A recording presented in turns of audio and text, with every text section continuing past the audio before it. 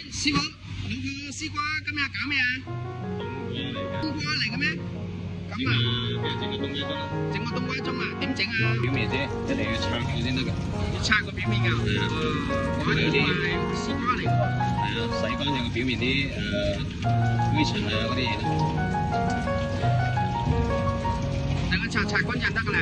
係啊，洗下表面啫嘛，最緊要。嗱得㗎啦。得啦。而家我哋切開佢先㗎。切開嘅，就係切個底咯。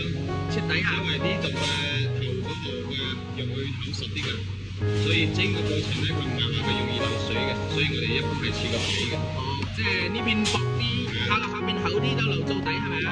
我哋切少少得㗎啦。哦，切少少。就開咗佢挖啲肉出嚟啊嘛。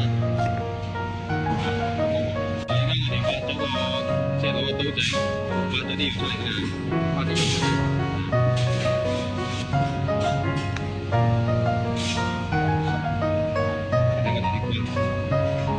啲肉好實㗎，好細嚇。挖咗啲硬出嚟啦，咁就得㗎啦。你睇啲瓜肉，好靚幾靚係啊！就喺佢嗰個位嗰度雕個花，簡單雕個花，即係出品嗰時佢美觀少少，咁睇少少。而家我哋雕個花，斜斜地咁就切落啦。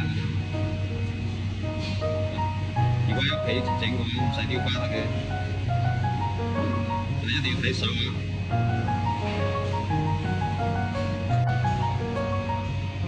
嗱，呢個啲肉碼，即係嗰啲排骨頭同埋嗰啲瘦肉轉肉啊，飛過水㗎？飛過水嘅，洗乾淨，一定要飛水煮透佢，唔係你燉啲湯出嚟嘅話會黑麻麻嘅。係咪好足啊？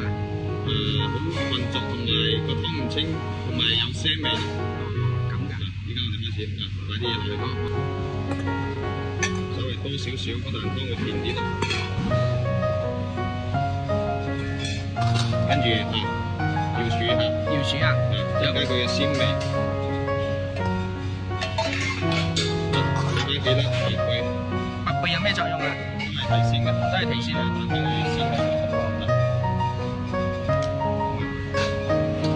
跟住再加埋啲滾水落去。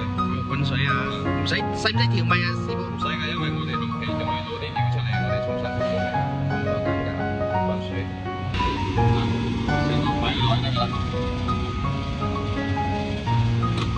要蒸幾耐啊，師傅？而家我咧就蒸40分鐘啦，因為嗰啲瓜肉會特別硬啊，呢隻冬瓜唔同嗰啲，呢隻瓜肉甜好多。40分鐘到啦，睇下。